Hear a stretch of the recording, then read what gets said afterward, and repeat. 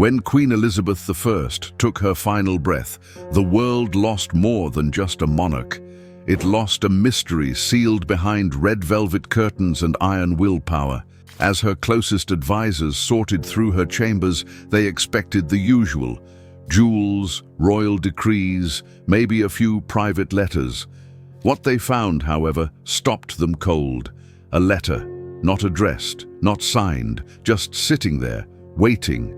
And whatever was inside made even the steeliest men in the kingdom go silent. Was it a confession, a warning, or something darker? A truth so heavy, Elizabeth couldn't bear to speak it aloud in life. To answer that, we have to go back, not just a few years, but to the very day Elizabeth entered the world. It was 1533.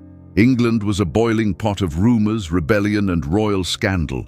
At the center of it all, Anne Boleyn, Elizabeth's mother, a bold, ambitious woman who had managed the impossible. She stole the king's heart from Catherine of Aragon, a queen who had ruled beside Henry VIII for over 2 decades.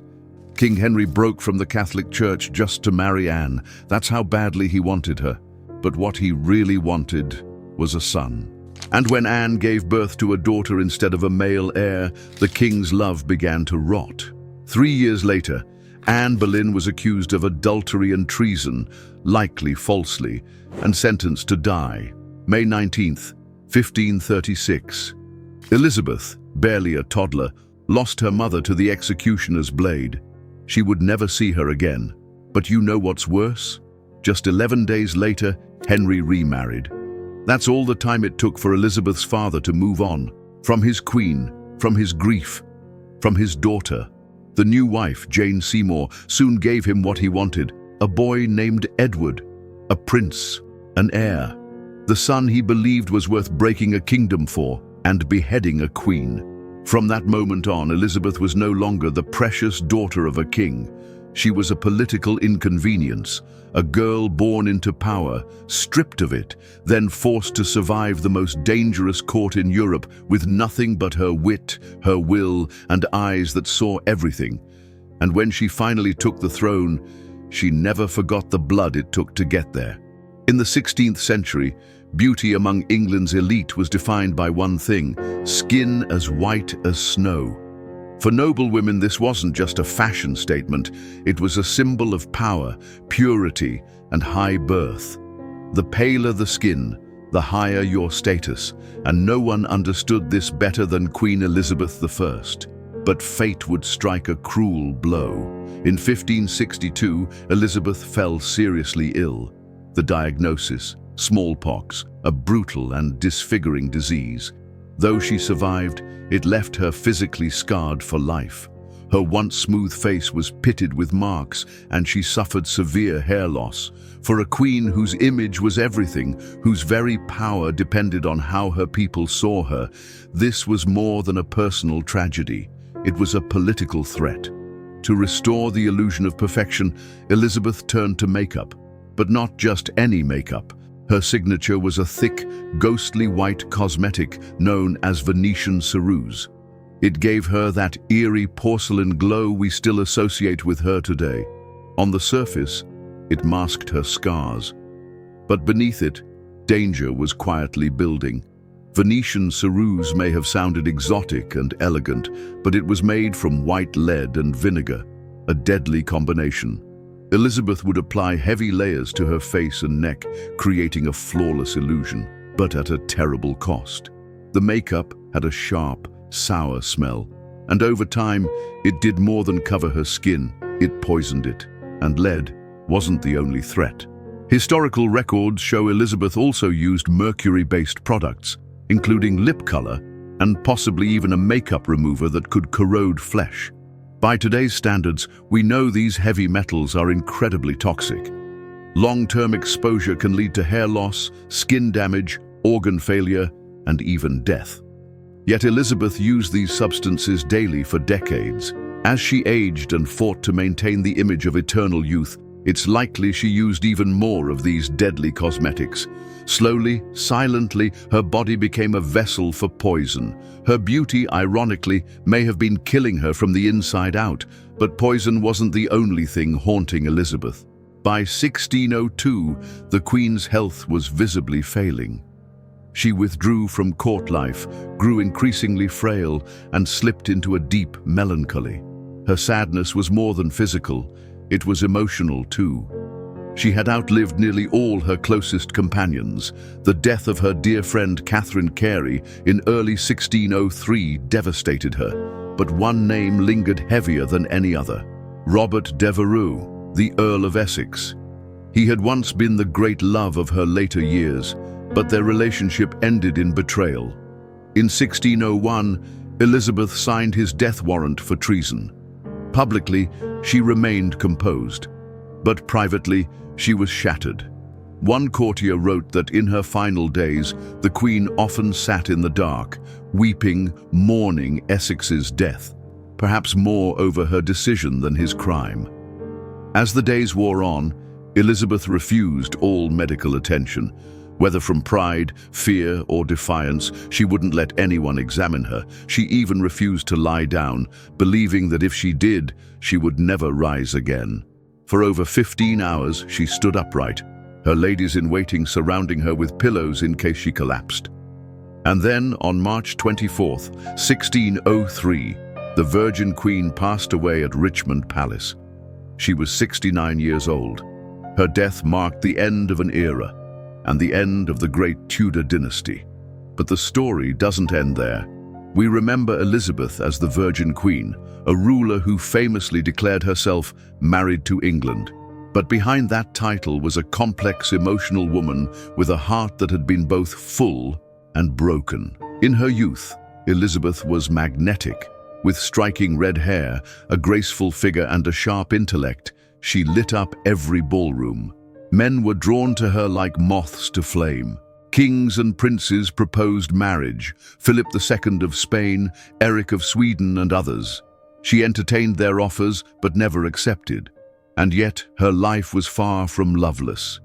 The first great name in her story of romance was Robert Dudley, her childhood friend, her confidant, and many believe her first true love. From the moment she became queen, rumors of their relationship swirled. Dudley was married, but his connection to Elizabeth was impossible to ignore. She granted him privileges no other man enjoyed, including access to her private chambers at any hour. The world speculated, the court whispered, but Elizabeth never married him or anyone. Perhaps she feared becoming a pawn, like her mother Anne Boleyn. Perhaps her heart was broken one too many times, or perhaps England truly was the only partner she ever trusted. In 1560, a tragic event shook the English court. Robert Dudley's wife, Amy Robsart, was found dead at the bottom of a staircase. Her neck was broken. Officially, it was ruled an accident, but the whispers began immediately. Had she fallen, or had she been pushed? The rumors were vicious.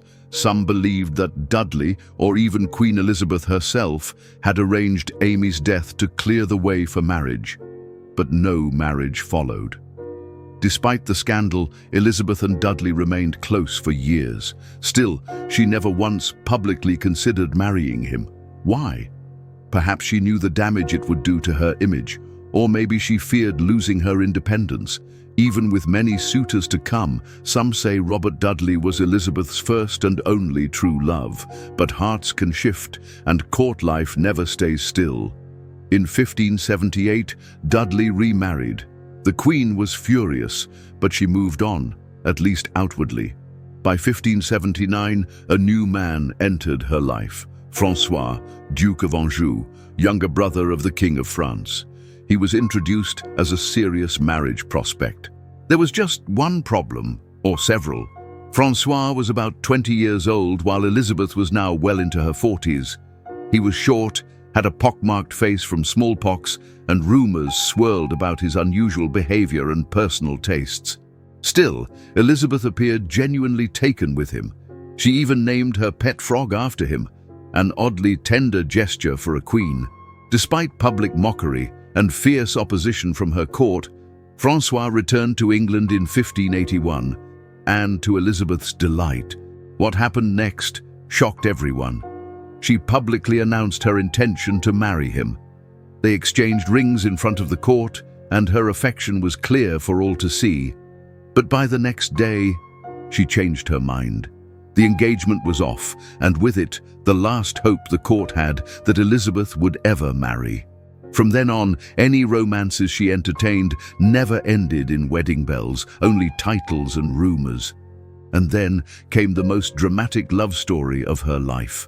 Robert Devereux, the Earl of Essex, Dudley's own stepson, was only 22 when he caught the Queen's eye in 1589. Elizabeth was 56. The age gap was wide, but Essex was young, dashing, clever, and full of charm. Whatever the nature of their relationship, it stirred intense passion. When Essex secretly married Frances Walsingham the next year, Elizabeth was livid. She screamed, she raged, and Essex, desperate to win her back, turned to poetry, writing verses that praised her beauty and tried to mend her wounded pride. Despite everything, Elizabeth brought him back into favor and even into government affairs. From 1591 on, she gave him military responsibilities, but Essex was reckless, brilliant in some moments, disastrous in others. He exploited the Queen's favor, swinging between bold ambition and childish arrogance. Once, during a heated argument in 1597, Elizabeth slapped him across the face and shouted, "Go and be hanged." Yet even then, she couldn't fully let go. In 1599, she appointed him Lord Lieutenant of Ireland, sending him to suppress a major rebellion. He led 16,000 troops, one of the largest forces ever sent to Ireland, but failed miserably. Poor strategy and negotiation led to an embarrassing truce with the rebel leader, the Earl of Tyrone. It was a political disaster. Then, Essex made a fatal mistake. On September 28, 1599, he burst into the Queen's private chambers, unannounced and still in his dirty riding boots. Elizabeth had just woken up. She wasn't wearing her wig, her jewels, or even her signature makeup. No man had ever seen her like this, not as the majestic queen, but as an old, frail woman. It was a deep violation of royal protocol and of trust. She had him arrested and stripped of his titles. Though he was eventually released, he didn't learn his lesson. In February 1601, in a final act of desperation, Essex attempted a coup. He planned to seize control of London, storm the Tower, and force Elizabeth to name him her successor and protector. It was a spectacular failure. The rebellion collapsed within hours. This time, Elizabeth's patience ran out. On February 24, 1601, Essex was found guilty of treason and sentenced to death. When asked if she wished to show mercy, Elizabeth responded with a chilling clarity, "All that he has done against myself I can pardon, but I cannot pardon anyone who attempts to harm England." She signed his death warrant. The next morning, Robert Devereux was beheaded outside the palace. It was a brutal end to her most intense and final romance. Looking back, one question lingers. Why did Queen Elizabeth never marry? She had admirers, lovers, and political suitors. She clearly wasn't indifferent to romance, and yet she chose solitude. Why? Some say she feared losing power. Others believe she couldn't trust marriage after watching her mother, Anne Boleyn, be executed by her father.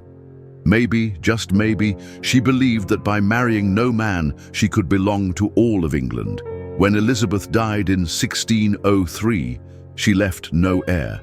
With her, the great Tudor dynasty came to an end.